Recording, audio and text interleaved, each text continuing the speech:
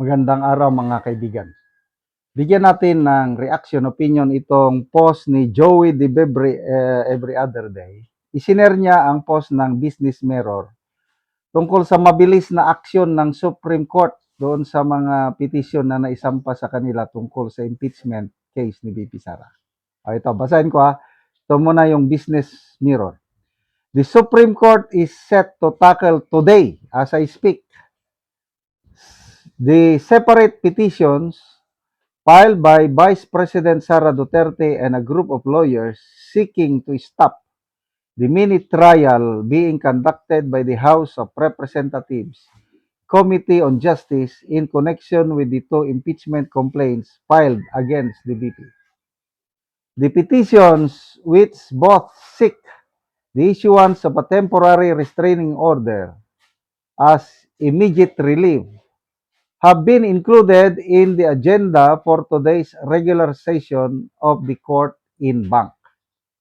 Duterte, in her personal capacity, filed on Tuesday kahapon a petition for certiorari and prohibition with urgent application for TRO and a writ of preliminary injunction seeking to declare as void ab initio or void from the beginning the impeachment complaints filed against her as well as the proceedings in the Committee on Justice which stemmed from the said complaints. Ayan. So, void ab initio na naman. Strike to nga ito kung sakali. Ito naman ang comment ni Joey De Bibre. Pinakitaan tayo ng galing ni BP Sara sa strategy. Supreme Court is set to tackle her petition today. She filed the petition yesterday asking the Supreme Court to declare unconstitutional Section 7 and 8 of the House Rules on Impeachment, among others. Ito yung mga sections na nag-authorize sa Committee on Justice to conduct hearing and compulsory processes. Clearly, due to the political nature of the impeachment process, the hearing is a space para mag-grandstand ang mga tao sa Committee on Justice at babuyin ang target nilang personalidad regardless of the soundness of the impeachment complaint.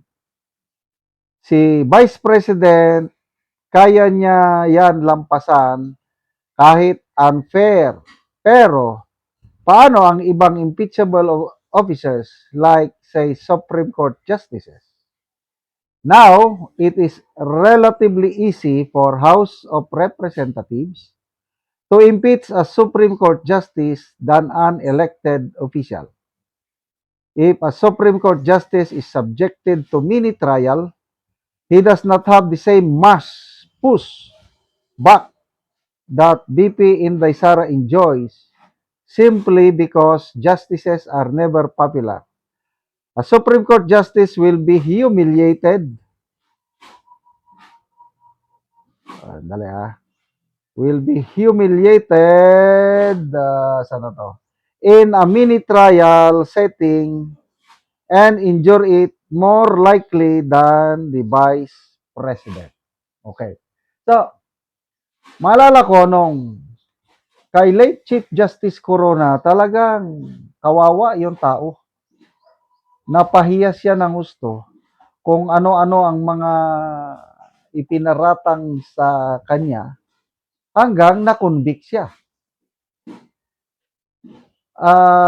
Kaya lang, ang Diyos marunong tumingin sa mga taong inaapi. Kasi a few years after his conviction, naglabas ng desisyon ang Sandigan Bayan acquitting the former Supreme Court Justice tungkol yan sa SALN issue na wala siyang nilabag na batas. Kaya napahiya yung mga bumoto ng conviction. Sino-sino? Nandyan pa rin sila ngayon. Yan, si Soto. Kasama siya sa bumoto nun eh. Diyan, I think, Lacson, kasama pa. Ligarda, Subiri. Nandyan ang mga. So, Ang galing, ang Korte Suprema, no?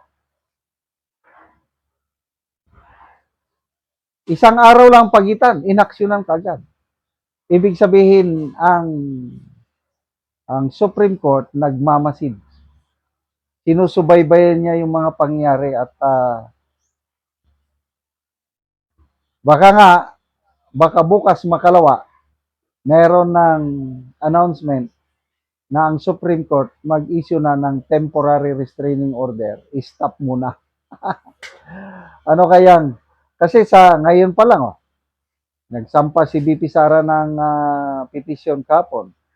Umaalma na yan si Dilima. Umaalma na si Percival Sindanya. Umaalma na si, sino pa yon? Ridon. Wala pa akong nabasang pag-alma ni Luistro. Oh.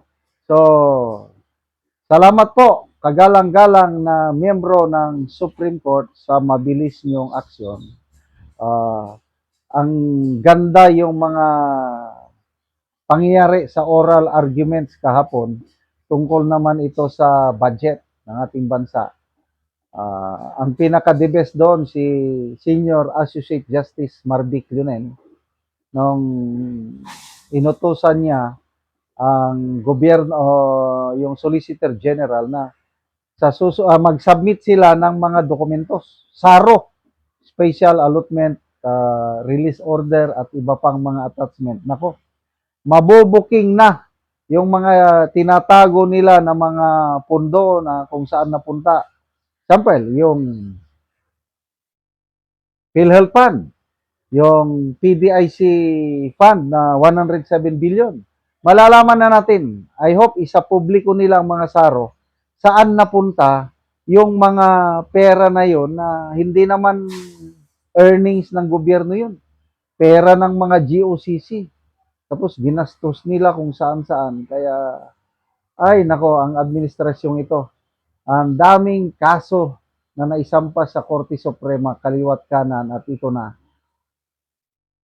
Napahiya na sila sa PhilHealth. Sigurado, mapapahiya na naman dito sa unprogram allocations na ito. Plus, mapapahiya rin itong House of Representatives sa impeachment ni BP Sara.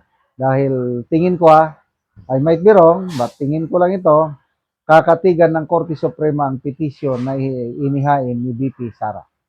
Salamat mga kaibigan sa inyong pagsubaybay sa channel nito. Nakakatulong kayo ng malaki sa tribong Talanding ng Bukidnon dahil ang sweldo natin sa channel na ito is pantulong po sa tribo. Namimigay tayo ng libreng yero at pako para makapagpatayo sila ng mas maayos na tirahan. Panoorin nyo ang video na ito. Ano yung natagaan na mo gyero so magatop na ni Karo. Pitong ko, tura mas usino dili. Agi na ito malit ko na naghahalaan ng atitiyo. So muna ni ang gitukod ni ante nga pag-atopan karon. Bagada mo yan, man ko. Yung sa tumawag ng tangas, pinalunggab ka mga bata. Mababa, manabalay.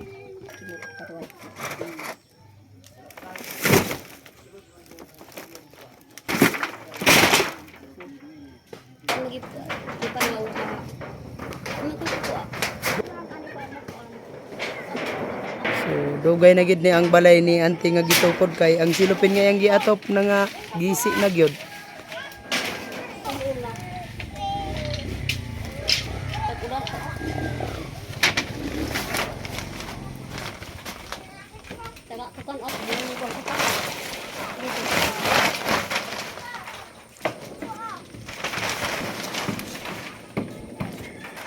kubahi kita.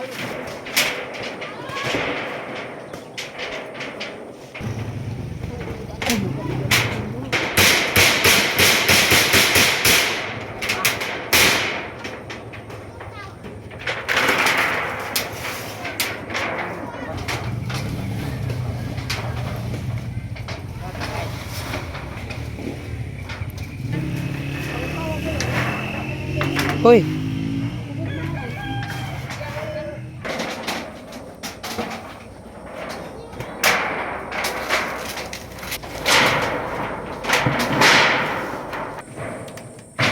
O karon humanagid sa pag-atop ang among gihatagan og gero si ante. Salamat sa Ginoo og sa nagahatag sa sin nga nakaatop na gid ko nga dugay na gid ni.